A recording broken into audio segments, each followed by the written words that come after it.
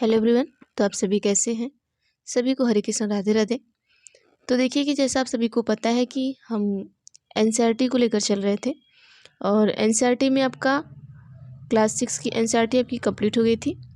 Class 7 की NCERT को हम लेकर चल रहे थे, जहां पर आपका चैप्टर 6 तक आपका कंप्लीट हो चुका है। आज हम चैप्टर 7 देखेंगे, इसके बाद चैप्टर 8 देखेंगे और हमारी क्लास 7 की भी एनसीईआरटी ख़त्म हो जाएगी।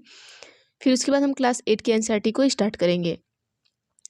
तो चलिए हम देखते हैं यहाँ पर क्लास 7 की जो एनसीईआरटी है, चैप्टर का नाम क्या है आपका, क्षेत्रीय संस्कृतियों का निर्माण। तो आइए हम देख लेते हैं। यहाँ जैसे कि आपका जो एसएसटी जिन्होंने ले रखा है सीटेट में, उनके लिए इम्पॉर्टेंट है, और जो अदर एग्ज़ाम की तैयारी कर रहे हैं उनके लिए भी एनसीईआरटी बहुत इंपॉर्टेंट है। तो आप सभी यहाँ से पढ़िएगा, उसके बाद अपने प्रीवियस ईयर को करिएगा। चलिए ये देखते हैं। लोगों का वर्णन करने का सबसे सामान्य तरीका है उनकी बोलचाल की भाषा से उन्हें परिभाषित करना। जब हम किसी व्यक्ति को तमिल या उड़िया कहते हैं तो आमतौर पर इसका अर्थ होता है कि वह तमिल अथवा उड़िया भाषा बोलता है और तमिलनाडु या उड़ीसा में रहता है। इसी तरह हम प्रत्येक क्षेत्र को कुछ खास किस्म के भोजन, वस्त्र, काव्य, नृत्य, संगीत और चित्रकला से जोड़ा करते हैं। कभी कभी हम इन अस्मिताओं को मानकर चलते हैं और सोचते हैं कि ये युग युगांतर में अस्तित्व में है, किंतु भिन्न भिन्न क्षेत्रों के बीच विभाजक सीमाओं के बनने के समय की भूमिका रही है, जिन्हें हम आज क्षेत्रीय संस्कृतियां समझते हैं। वे समय के साथ साथ बदलती हैं और सच तो यह है कि आज भी बदल रही हैं। ये क्षेत्रीय संस्कृतियां जटिल प्रक्रियाओं से विकसित हुई हैं। आगे देखते हैं। देखिए इस प्रक्रिया के तहत स्थानीय परंपराओं और उपमहाद्वीपों के अन्य भागों के विचारों आदान प्रदान ने एक दूसरे को संपन्न बनाया। जैसा कि हम देखेंगे कि कुछ परंपराएं तो कुछ विशेष क्षेत्रों की अपनी, जबकि कुछ अन्य भिन्न भिन्न क्षेत्रों के में एक समान प्रतीत होती हैं, परंतु इसके अतिरिक्त कुछ अन्य परंपराएं एक खास इलाके के पुराने रीति रिवाजों से निकलती हैं और परंतु अन्य क्षेत्रों में जाकर उन्होंने एक नया रूप ले लिया। आगे हम देख लेते हैं। यहाँ पर आगे क्या है, चेर और, एक सेकेंड रुकिएगा आप सभी। चलिए आगे क्या आपका चेर और मलयालम भाषा का विकास। आइए भाषा और क्षेत्र के बीच अंतः संबंध के एक उदाहरण से अपना विश्लेषण आरंभ करें। महोदयपुर का चेर राज्य प्रायद्वीप की दक्षिण पश्चिमी भाग में, जो आज के केरल का एक हिस्सा है, 9वीं शताब्दी में स्थापित किया गया। संभवतः मलयालम भाषा इस इलाके में बोली जाती है और बोली जाती थी। शासकों ने मलयालम भाषा एवं लिपि का प्रयोग अपने अभिलेखों में, आगे देखते हैं, अभिलेखों में क्या किया था। अब क्या है आगे,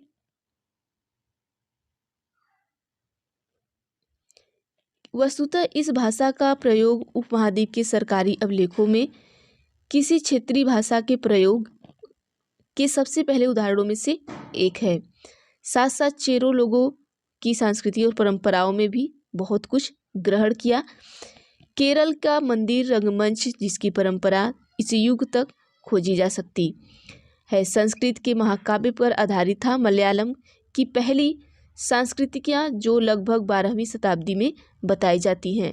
प्रत्यक्ष रूप से संस्कृत की रूढ़ि यह भी एक काफी रोचक तथ्य है कि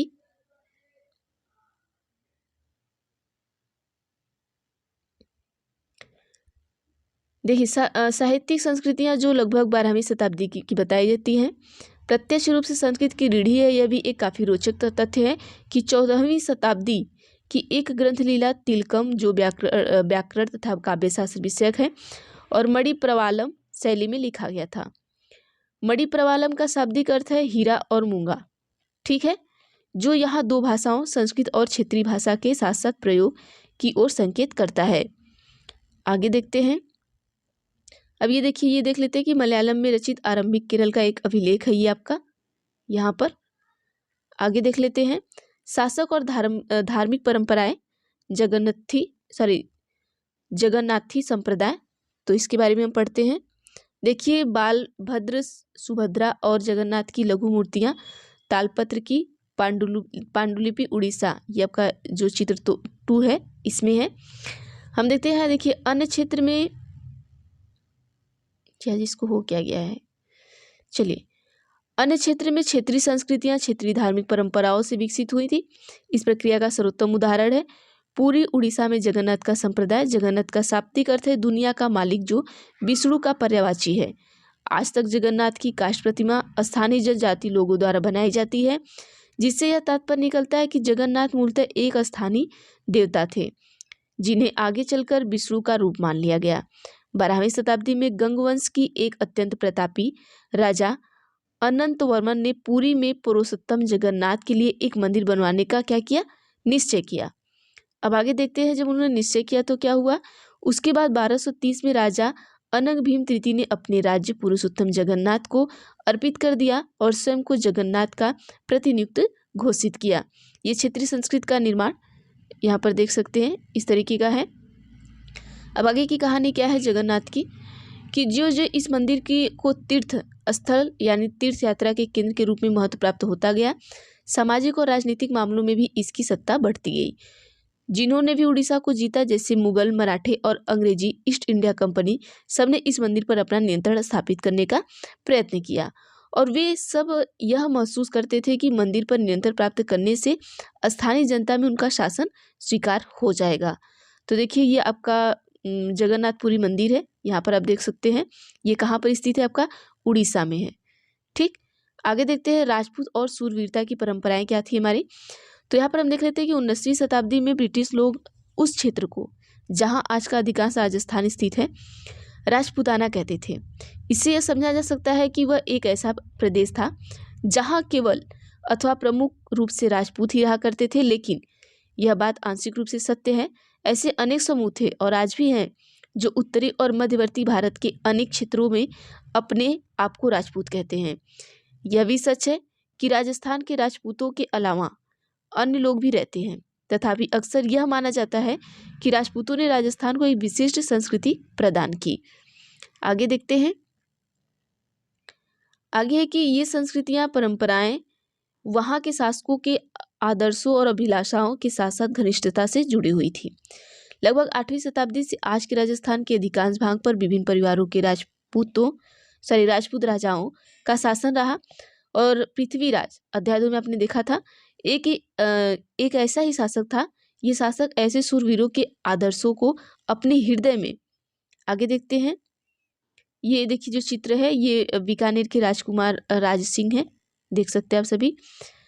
हृदय में क्या किया, सजोए। देखिए क्या होता था यहाँ पर, हृदय में सजोए रखते थे।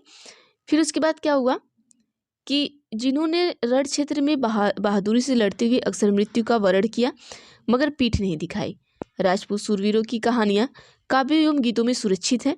ये विशेष रूप से प्रशिक्षित चारण भाटों द्वारा गाई जाती है। ये काव्य एवं गीत ऐसे शूरवीरों की स्मृति को सुरक्षित रखते हैं और उनसे यह आशा की जाती है कि वे अन्य जनों को भी उन शूरवीरों का अनुकरण करने के लिए प्रेरित एवं प्रोत्साहित करेंगे। साधारण जन भी इन कहानियों से आकर्षित होते थे। इन कहानियों में अगर नाटकीय स्थितियों और स्वामी भक्ति, मित्रता, प्रेम, शौर्य, क्रोध आदि प्रबल संयोगों का चित्रण होता था।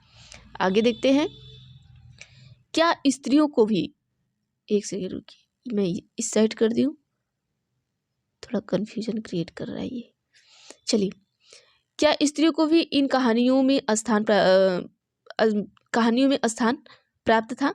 कहीं कहीं यह चित्रित किया गया है कि स्त्रियां अपने शूरवीर पतियों का जीवन मरण दोनों में अनुसरण करती थी। सती प्रथा यानी विधवाओं। आगे देखते हैं, यह मोबाइल को पता नहीं क्या हो गया है, सब उल्टा चल रहा है। चलिए ये देख लीजिए, आप सभी फिगर देख लीजिएगा यहाँ पर। आइए देखते हैं, आज इसका मूड नहीं है कि आप लोग को पढ़ाएं हम।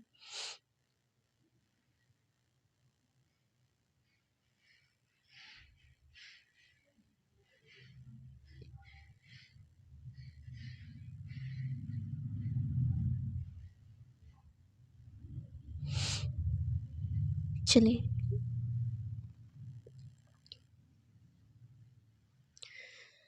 देखिए, द्वारा मृतक पतियों पर चिता पर जिंदा जल जाने की प्रथा का भी कुछ कहानियों में उल्लेख पाया जाता है। इस प्रकार जो लोग शूरवीरता के आदर्शों का पालन करते थे, उन्हें अक्सर इस आदर्श के लिए अपने जीवन का बलिदान करना होता था।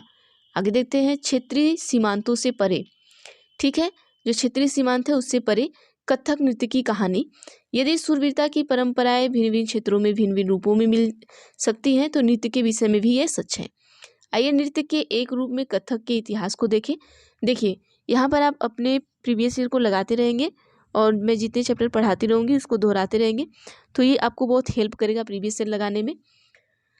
चलिए देखते हैं, यह नृत्य शैली उत्तर भारत के अनेक भागों से जुड़ी है। कथक शब्द कथा शब्द से निकलता है, जिसका प्रयोग संस्कृत तथा अन्य भाषाओं में कहानी के लिए किया जाता है। कथक मूल रूप से उत्तर भारत के मंदिरों में कथा यानी कहानी सुनाने वालों की एक जाति थी। ये कथाकार अपने हाव भाव तथा संगीत से अपने कथा वाचन को अलंकृत किया करते थे। ठीक है, और 15वीं तथा 16वीं शताब्दियों में भक्ति आंदोलन के प्रसार के साथ कथक एक विशिष्ट नृत्य शैली का रूप धारण करने लगा। राधा कृष्ण के पौराणिक आख्यान कहानियां लोकनाट्य के रूप में प्रस्तुत किए जाते थे, जिन्हें रासलीला कहा जाता था। रासलीला में लोक नृत्य के साथ कथक कथाकार के मूल हाव भाव भी जुड़े होते थे। मुगल बादशाहों और उनके अभिजातों के शासनकाल में कथक नृत्य, देखिए मुगल काल में क्या होता था कि मुगल काल बादशाहों और उनके अभिजातों के शासनकाल में जो कथक नृत्य था आपका, वो राज दरबार में प्रस्तुत किया जाता था, जहां इस नृत्य में अपने वर्तमान अभिलक्षण अर्जित किए और वह एक विशिष्ट नृत्य शैली के रूप में विकसित हो गया। आगे चलकर यह दो परंपराओं अर्थात घरानों में फूला फला। राजस्थान जयपुर के राज दरबारों में और लखनऊ में अवध के अंतिम नवाब वाजिद अली शाह के संरक्षण में यह एक प्रमुख कला रूप में उभरा। आगे देखते हैं, 1850 से 1875 के दौरान यह नृत्य शैली के रूप में इन दोनों क्षेत्रों में ही नहीं बल्कि आज के पंजाब, हरियाणा, जम्मू और कश्मीर, बिहार तथा मध्य, देखिए ये आपका है फिगर जो है, ये नृत्य की कच्छा लक्ष्मण मंदिर खजुराहो का आपका ये फिगर है, ये देख सकते हैं। ठीक है, आगे देखते हैं, प्रदेश के निकटवर्ती इलाकों में पक्के तथा तौर के स्थापित हो गया। इसकी प्रस्तुत में क्लिष्ट तथा द्रुत पद संचालन, उत्तम वेशभूषा तथा कहानी के प्रस्तुतकरण तथा अभिनय पर जोर दिया जाने लगा।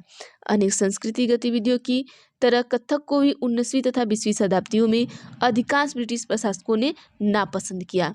फिर भी यह जीवित बचा रहा और गणिकाओं द्वारा पेश किया जाता रहा। स्वतंत्रता की प्राप्ति के बाद तो देश में इसे 6 शास्त्रीय नृत्यों के रूप में मान्यता मिल गई।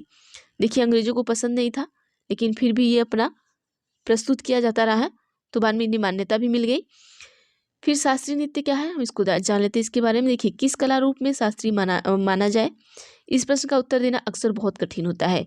क्या हम उस रूप में शैली को शास्त्रीय कहते हैं जिसका विषय धार्मिक हो, अथवा क्या हम उस शास्त्रीय इसलिए मानते हैं क्योंकि उसके लिए अत्यधिक कौशल की आवश्यकता होती है, जो कई वर्षों के लंबे प्रशिक्षण से प्राप्त होता है, अथवा यह शास्त्रीय इसलिए है क्योंकि यह निर्धारित नियमों के अनुसार ही प्रदर्शित या प्रस्तुत किया जाता है और उस विभिन्नताओं को प्रोत्साहन नहीं दिया जाता।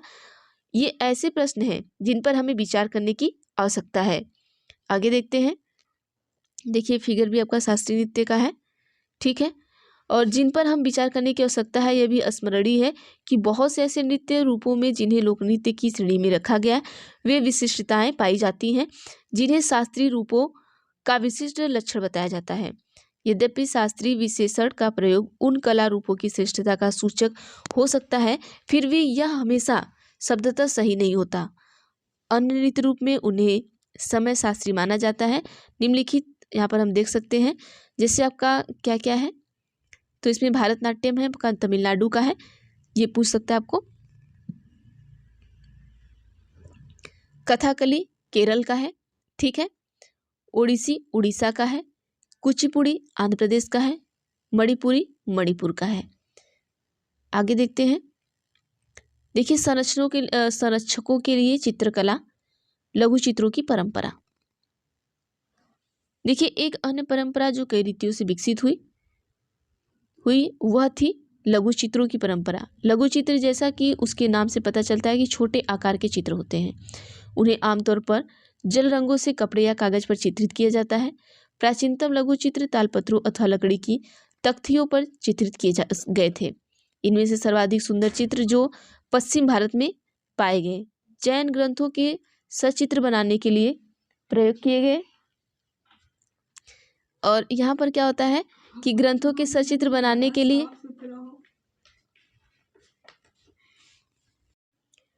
देखिए यहाँ पर आपका क्या होता था कि प्राचीनतम लघु चित्र जो था वो तालपत्र तथा लकड़ी की तख्तियों पर चित्रित किए गए थे। इनमें से सर्वाधिक सुंदर चित्र जो पश्चिम भारत में पाए गए, जैसे जैन ग्रंथों को सचित्र बनाने के लिए प्रयोग किए गए थे। मुगल बादशाह अकबर, जहांगीर और शाहजहां ने अत्यंत कुशल चित्रकारों को, ठीक है, कौन, अकबर, जहांगीर और शाहजहां, ये क्या किए थे, उनका संरक्षण प्रदान किया था, जो प्राथमिक रूप से इतिहास और काव्यों की पांडुलिपियां चित्रित करते थे। आगे देखते हैं क्या होता है। अब देखिए ये जो पांडुलिपियां थी, आपका पांडुलिपियां आमतौर पर चटक रंगों में चित्रित की जाती थी और उनमें दरबार के दृश्य, लड़ाई तथा शिकार के दृश्य और सामाजिक जीवन के अन्य पहलू चित्रित किए जाते थे। अक्सर उपहार के तौर पर भी इन चित्रों का आदान प्रदान किया जाता था और ये कुछ गिने चुने लोगों, बादशाह और उनके घनिष्ठ जनों द्वारा ही देखे जा सकते थे। तो ये देखिए कुछ लोगों के द्वारा ही देखे जा सकते थे, सभी लोग इसको नहीं देख सकते थे। तो यहाँ पर ये फिगर है, तो इसको देख सकते हैं आप सभी। आगे देखते हैं, जब मुगल साम्राज्य के पतन के साथ साथ अनेक चित्रकला क्या हुआ था कि मुगल दरबार छोड़कर नए उभरने वाले क्षेत्रीय राज्यों के दरबार में चले गए। अब जब ये छोड़ के चले गए तो क्या हुआ कि परिणाम स्वरूप मुगलों की कलात्मक रुचियों ने दक्षिण के क्षेत्रीय दरबारों और राजस्थानों के राजपूती राज दरबारों को प्रभावित किया, लेकिन इसके साथ ही उन्होंने अपनी विशिष्ट विशेषताओं को सुरक्षित रखा और उनका विकास भी किया। अब आगे देखते क्या हुआ कि मुगल उदाहरणों का अनुसरण करते हुए शासकों तथा उनके दरबारों के दृश्य चित्रित किए जाने लगे और उनके साथ साथ क्या हुआ कि उनके साथ साथ मेवाड़, जोधपुर, बूंदी, कोटा और किशनगढ़ जैसे केंद्रों पर पौराणिक कथाओं तथा काव्यों के विषयों का चित्रण बराबर जारी रहा। अब आगे देखते हैं क्या होता है। ये आप चित्र देख सकते हैं कि ये कितना एकदम गाढ़ा रंग से बनाया हुआ है ये पेंटिंग आपकी। अब आगे देखते हैं उसके बाद क्या होता है कि ऐसा ही एक अन्य क्षेत्र था आधुनिक हिमाचल प्रदेश की इर्द गिर्द हिमालय की तलहटी का इलाका। 17वीं शताब्दी के बाद वाले वर्षों में इस क्षेत्र में लघु चित्रकला की एक साहसपूर्ण और भावप्रवण शैली का विकास हो गया, जिसे क्या कहते थे हम, बसोहली शैली कहा जाता था। यहाँ जो सबसे लोकप्रिय पुस्तक चित्रित की गई थी वह कौन सी थी, वह भानुदत्त की रसमंजरी थी। पूछ सकता है, तो इसे आप सभी याद रखिएगा। आगे देखते हैं कि यहाँ जो सबसे लोकप्रिय पुस्तक थी क्या थी आपकी, भानुदत्त की रसमंजरी हो गई। फिर 1739 में क्या हुआ था, 1739 में नादिर शाह के आक्रमण और दिल्ली विजय के परिणाम स्वरूप मुगल कलाकार मैदानी इलाकों की, ये चित्र देखिए कितना सुंदर बना हुआ है, तो आप देख सकते हैं, लेकिन ये सारे लोग नहीं देख सकते थे उस समय, ठीक है। अब ये चित्र क्या है आपका, कृष्ण राधा और उसकी सखियां पहाड़ी लघु चित्र का ये कांगड़ा है, ये देख सकते हैं आप सभी। अब क्या है, अनिश्चितताओं से बचने के लिए क्या होता था कि पहाड़ी क्षेत्रों की ओर पलायन कर गए, उन्हें वहां जाते ही आश्रयदाता तैयार मिले, जिसके फलस्वरूप चित्रकारी की कांगड़ा शैली विकसित हुई, ठीक है। 18वीं शताब्दी के मध्य भाग का कांगड़ा के कलाकारों ने एक नई शैली विकसित कर ली, जिसने लघु चित्रकारी में एक नई जान डाली थी। उनकी प्रेरणा का स्रोत वहाँ की वैष्णव परंपरा थी। ठंडे नीले हरे रंगों सहित कोमल रंगों का प्रयोग और विषयों का काव्यात्मक निरूपण कांगड़ा शैली की विशेषता थी। तो ये कांगड़ा शैली आपको पूछ सकता है, यहाँ से चीज़ें आप पढ़कर जाइएगा। आगे की स्मरण रहे कि साधारण स्त्री पुरुष भी बर्तनों, दीवारों, कपड़ों, फर्श आदि में अपनी कलाकृतियाँ चित्रित करते थे।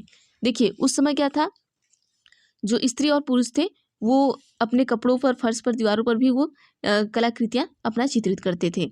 कला के इस नमूने भी कुछ ही बच पाते थे। इसके विपरीत लघु चित्र राजमहलों के सावधानीपूर्वक रखे जाते थे, जिससे वे सदियों तक क्या रहते थे, सुरक्षित रहें। अब बंगाल के बारे में देख लेते हैं नज़दीक से एक नज़र। तो यहाँ पर देखिए एक क्षेत्रीय भाषा का विकास, जैसा कि हमने प्रारंभ में देखा था कि हम अक्सर क्षेत्रों में नाम वहाँ के निवासियों द्वारा बोली जाने वाली भाषा के अनुसार निर्धारित करते हैं, इसलिए यह मान लेते हैं कि बंगाल में लोग बंगाली मतलब बांग्ला ही बोलते थे। किंतु यह एक दिलचस्प बात है कि आज बंगाली संस्कृत से निकली हुई भाषा मानी जाती है। तो यहाँ पर पूछ सकता है कि संस्कृत बंगाली किससे निकली हुई भाषा मानी जाती है, तो इसे याद रखिएगा। प्रारंभिक मतलब ईसा पूर्व प्रथम सहस्त्राब्दी के मध्य भाग के संस्कृत ग्रंथों के अध्ययन में यह पता चलता है कि जो बंगाल के लोग थे वो संस्कृत से उपजी हुई भाषाएं नहीं बोलते थे, तो फिर नई भाषा का उद्भव कैसे हुआ। अब यहाँ पर हम देख सकते हैं, यहाँ पर सबसे पहली बंगाली जो रामायण तालपत्र की पांडुलिपि है, तो उसका एक ये आपका ये पांडुलिपि है, उसी का ये चित्र है। किसका है ये चित्र? आपका रामायण के तालपत्र की। आगे देखते हैं, ये जो ये किस में चित्रित है? बंगाली में है।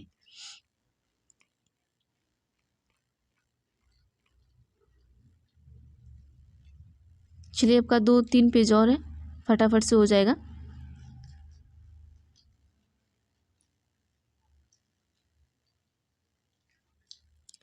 चलिए देखिए, ईसा पूर्व 4वीं-3वीं शताब्दी में बंगाल और मगध, मतलब दक्षिण बिहार आपका, इस समय जो मगध आपका कहाँ पड़ता है? दक्षिण बिहार में पड़ता है, के बीच वाणिज्य संबंध स्थापित होने लगे थे, जिसके कारण संभवतः संस्कृत का प्रभाव बढ़ता गया होगा। 4वीं शताब्दी के दौरान गुप्तवंशी शासकों ने उत्तरी बंगाल पर अपना राजनीतिक नियंत्रण स्थापित कर लिया और वहाँ ब्राह्मणों को बसाना शुरू कर दिया। इस प्रकार गंगा की मध्य घाटी की भाषाई तथा सांस्कृतिक प्रभाव अधिक प्रबल हो गए। और शताब्दी देखिए, 7वीं शताब्दी में चीनी यानी कौन था? चीनी यात्री एक आया था, कौन? उसका नाम क्या था?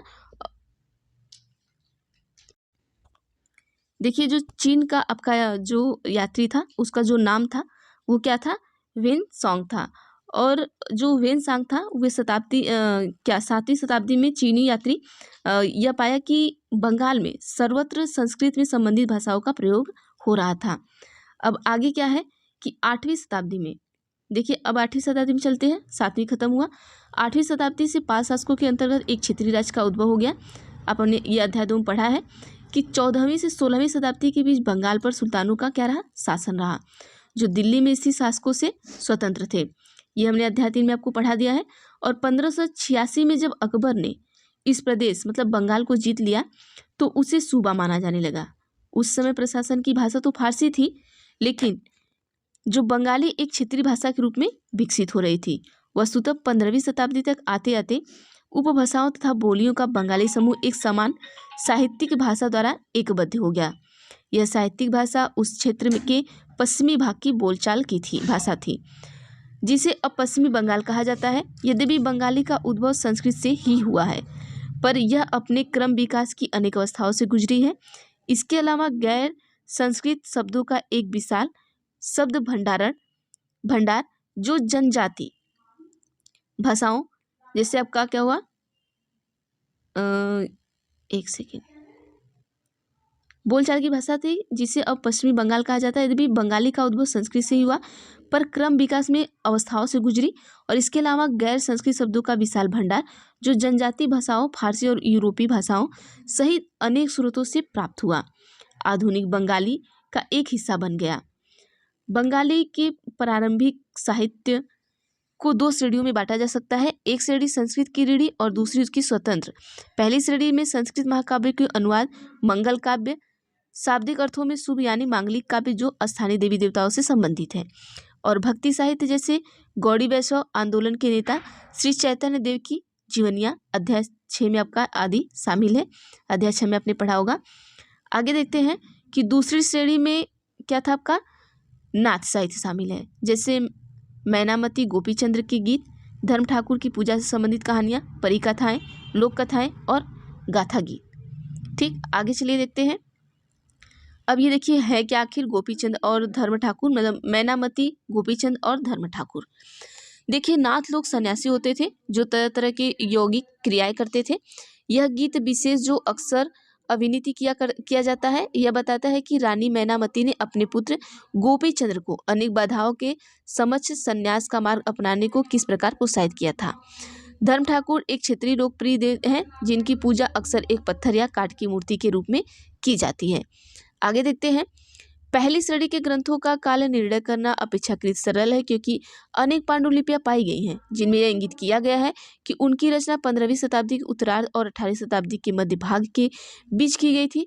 दूसरी श्रेणी की कृतियां मौखिक रूप से कहीं सुनी जाती थी, इसलिए उनका काल निर्णय सही नहीं किया जा सकता। वे खासतौर पर पूर्वी बंगाल में लोकप्रिय थे, जहाँ ब्राह्मणों का प्रभाव अपेक्षाकृत क्या था? कम था। अब आइए देखते हैं पीर और मंदिर के बारे में देख लेते हैं। तो देखिए 16वीं शताब्दी के लोग ने बड़ी संख्या में पश्चिमी बंगाल के कम उपजाऊ क्षेत्रों में छोड़कर दक्षिण पूर्वी बंगाल के जंगली और दलदली इलाकों में प्रवास से करना शुरू कर दिया। जो जो ये पूर्व की ओर बढ़ते गए वे जंगलों को साफ करके भूमि की धान की खेती करने लगे। सने सने स्थानीय मछुआ तथा स्थानांतरित खेती करने वाले लोग जो अक्सर जनजाति थे किसानों ने नए समुदायों में मिल गए। आगे देखते हैं, इन्हीं दिनों बंगाल पर मुगलों का नियंत्रण स्थापित हो गया था, जिन्होंने पूर्वी डेल्टा प्रदेश के केंद्रीय भाग में स्थित ढाका नगर में अपनी राजधानी स्थापित की। अधिकारी और कर्मचारी लोग भूमि प्राप्त करके अक्सर उस पर मस्जिद बना लेते थे, जो इन इलाकों के धार्मिक रूपांतरण के केंद्रों के रूप में काम आती थी। आगे देख लेते हैं फिर क्या क्या होता है कि प्रारंभ में बाहर से आकर वहां बसने वाले लोग जिन ऐसी परिस्थितियों में रहने लगे वे कुछ व्यवस्था और आश्वासन चाहते थे। ये सुख सुविधाएं तथा आश्वासन उन्हें समुदाय के नेताओं ने प्रदान की। ये नेता शिक्षकों और निर्णायकों की भूमिका भी अदा करते थे। कभी कभी ऐसा समझा जाता था कि नेताओं के पास अलौकिक शक्तियां हैं। स्नेह और आदर से लोग उन्हें पीर कहा करते थे। इस पीर श्रेणी में संत या सूफी और अन्य धार्मिक महानुभव, साहसी, उपनिवेशी, देवत्व प्राप्त सैनिक एवं योद्धा, विभिन्न हिंदू और बौद्ध देवी देवताओं और यहाँ तक कि जीवात्माएं भी शामिल थे। पीरों की पूजा पद्धतियां बहुत ही लोकप्रिय हो गई और उनकी मजारें बंगाल में सर्वत्र पाई जाती हैं। तो आगे देखते हैं, बंगाल में 15वीं शताब्दी के बाद वाले वर्षों में मंदिर बनवाने का दौर जोरों पर रहा, जो 19वीं शताब्दी में आकर समाप्त हो गया। हमने देखा कि अध्याय 2 की मंदिर और अन्य धार्मिक भवन अक्सर उन व्यक्तियों या समूहों द्वारा बनाए जाते थे जो शक्तिशाली बन रहे थे। वे इनके माध्यम से अपनी शक्ति और भक्ति भाव का प्रदर्शन करना चाहते थे। बंगाल में साधारण ईंटों और मिट्टी गारे से अनेक मंदिर निम्न सामाजिक समूह जैसे कालू मतलब तेली, कंसारी, घंटा धातु के कारीगर आदि के समर्थक से बने थे। यूरोप की व्यापारिक कंपनी के आ जाने से नए आर्थिक अवसर पैदा हुए। अब आगे देखते क्या होता है। इन सामाजिक समूहों से संबंधित अनेक परिवार ने इन अवसरों का लाभ उठाया। जैसे जैसे लोगों की सामाजिक और आर्थिक स्थिति सुधरती गई, उन्होंने इन स्मारकों के निर्माण के माध्यम से अपनी परिस्थिति या प्रतिष्ठा की घोषणा कर दी। जब स्थानीय देवी देवता जो पहले गांव में छान छप्पर वाली झोपड़ियों, देखिए ये देख सकते हैं आप यहाँ पर, ये अलग हो गए। पहले देवी देवता कैसे रहते थे, बाद में वे कैसे रहने लगे। देखिए ये छप्परदार झोपड़ी है, फिर ये एक चौचाला मंदिर है बन गया, और यहाँ पर ये फिगर आप देख सकते हैं। अब आगे देखते हैं क्या है। यहाँ पे में पूजे जाते थे और ब्राह्मणों द्वारा मान्यता प्रदान की गई, तो उनकी प्रतिमाएं मंदिरों में स्थापित की जाने लगी। इन मंदिरों की शक्ल या आकृति बंगाल की छप्परदार झोपड़ियों की तरह दो चाला मतलब 2 छतों वाली या चौचाला मतलब 4 छतों वाली होती थी। इनके कारण मंदिरों की स्थापत्य कला में विशिष्ट बंगाली शैली का प्रादुर्भाव हुआ। थोड़ा बड़ा करते आपको सही से दिखे ताकि ठीक है। फिर क्या हुआ कि अपेक्षाकृत जटिल चौचाला यानी 4 छतों वाली ढांचे में 4 त्रिकोणीय छतें 4 दीवारों पर रखी जाती थी, जो ऊपर तिर्यक रेखा और एक बिंदु तक जाती थी। मंदिर आमतौर पर एक वर्गाकार चबूतरे पर बनाए जाते थे। उनके भीतरी भाग में कोई सजावट नहीं होती थी, लेकिन उनके अनेक मंदिरों की बाहरी दीवारें चित्रकारियों, सजावटी टाइलों अथवा मिट्टियों की पट्टियों से सजी होती थी।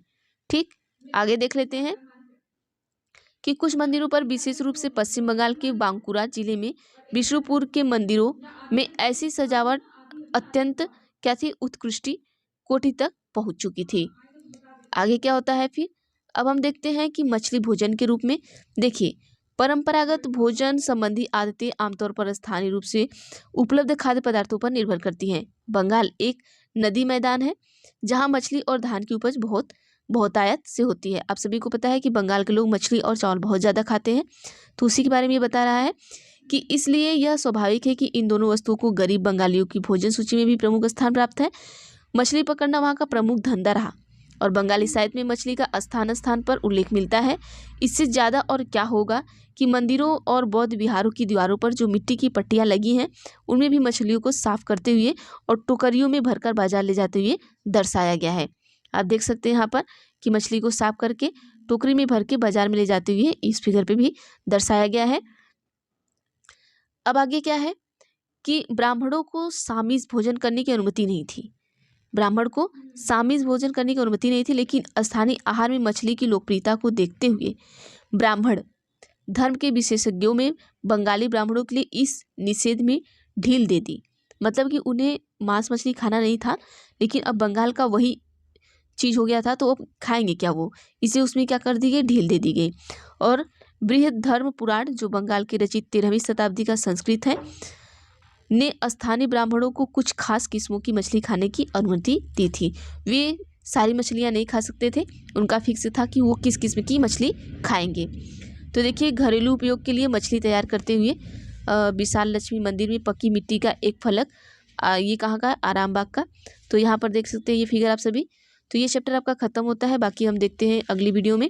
और हाँ, यहाँ पर बता देना चाहते हैं आपको कि इंपॉर्टेंट पॉइंट क्या है, तो वहाँ से चीज़ें आप पढ़ लीजिएगा, क्या क्या आपको पढ़ के रखना है। तो यहाँ पर एक सेकंड दिखा देते हैं। चलिए देखिए, यहाँ पर आपको शास्त्री के रूप में जितने भी चीज़ें हमने पढ़ाई वो आपको तैयार रखना है। लघु चित्र, पीर और बोली, ये 4 के बारे में बढ़िया से पढ़ लीजिएगा, यहाँ से आपको क्वेश्चन पूछे जा सकते हैं। तो चलिए अभी बाकी कल करते हैं, आज के लिए बस इतना ही।